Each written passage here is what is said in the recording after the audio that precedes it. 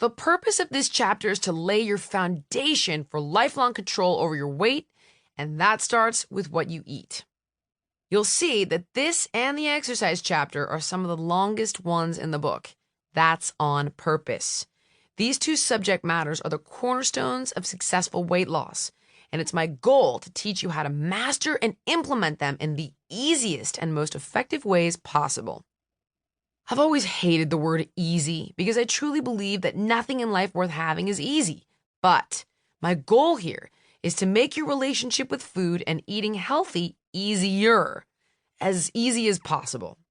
In other words, there might be some sacrifice, but I've done my best to make it as effortless and painless as can be. Slim for Life's effectiveness relies on applying the proven science behind fast and lasting weight loss to your daily life. It's all digested throughout this book into strategies, tips, tricks, and secrets that allow you to lose weight without needing a mind-numbing education in biochemistry, tediously counting calories, or wasting hours in the gym. The lifestyle changes I'm suggesting ultimately will help you burn the most calories as quickly as possible without making you miserable and bored. Cracking the diet code, slim calorie habits. Live in the red. 3 points. The term red has a negative connotation when it comes to finances, but when it comes to calories and weight loss, it's key. You simply must burn more calories in a day than you consume. This book is designed to help you do this without hours of calorie counting and calculating. Fat is nothing more than stored energy. A calorie is a unit of energy. The energy you don't use gets stored in your body as fat. The obvious way to lose weight, despite whatever load of crap the diet charlatans tell you, is to eat less and move more. But that's not always as simple as it sounds, is it? We used to believe until very recently that we could calculate weight loss based on a simple equation. A pound equals 3,500 calories, so we need to create a 3,500 calorie deficit to lose a pound. For example, if you have 25 pounds to lose, then based on the 3,500 calorie theory, if you exercise and reduce your diet for a combined deficit of 1,000 calories a day, you should lose 25 pounds in about 12 weeks, 2 pounds per week. The most current research, however, published in 2011 in The Lancet, suggests that this rule of thumb is both a misnomer and misleading.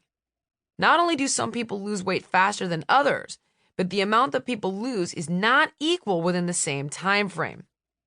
The researchers in this study suggest that there are other factors at play that we hadn't previously thought were relevant.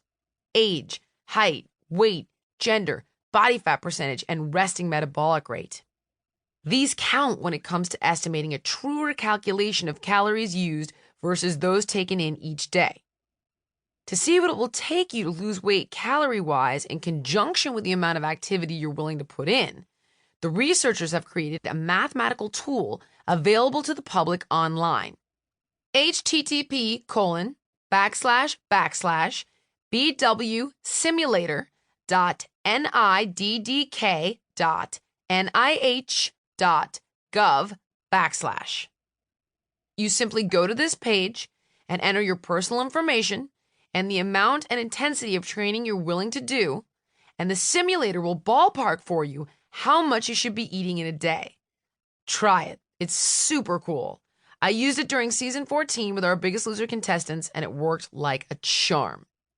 In the event you want to go a little more old school, we can get in the ballpark of what you're burning in a day right now with a pen and paper and a calculator. The first thing we'll do is calculate your basal metabolic rate, or BMR, the amount of calories your body uses for involuntary bodily functions. Basically, when you're asleep or at rest.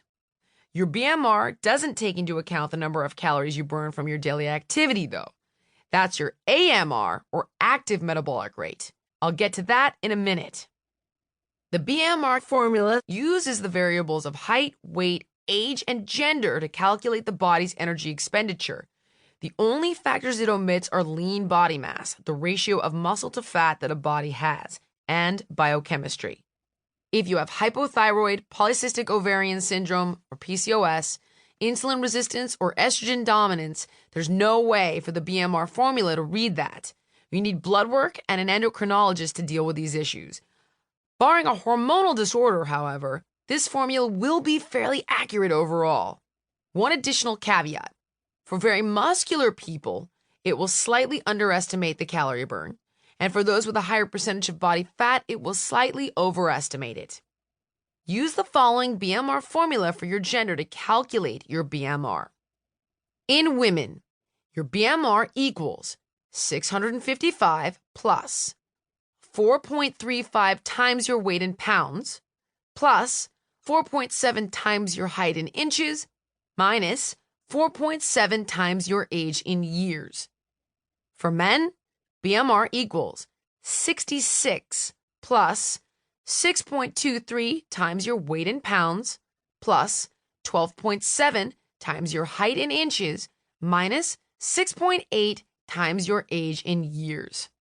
After you've run through these simple calculations and come up with your BMR, we need to then calculate your AMR.